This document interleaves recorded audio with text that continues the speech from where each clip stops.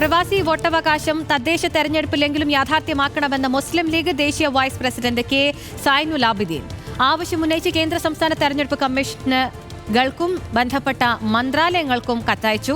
പ്രവാസികളെ ജനാധിപത്യ പ്രവർത്തനങ്ങളിൽ നിന്ന് ഒഴിച്ചു നിർത്തുന്നത് നീതിയല്ല. ഇന്ത്യൻ ജനാധിപത്യത്തിന്റെ സമഗ്രതയ്ക്കും പ്രവാസി സമൂഹത്തിന്റെ അവകാശ സംരക്ഷണത്തിനും പ്രവാസി വോട്ട് ആവശ്യമാണെന്നും സൈനുൽ ആബിദീൻ പറഞ്ഞു.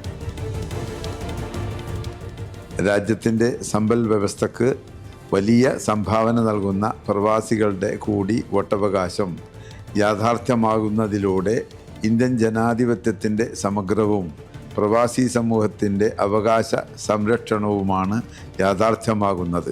ഈ ആവശ്യം ഉന്നയിച്ചുകൊണ്ട് ദേശീയ സംസ്ഥാന തെരഞ്ഞെടുപ്പ് കമ്മീഷനുകൾക്കും ബന്ധപ്പെട്ട മന്ത്രാലയങ്ങൾക്കും കത്തയച്ചിട്ടുണ്ട്.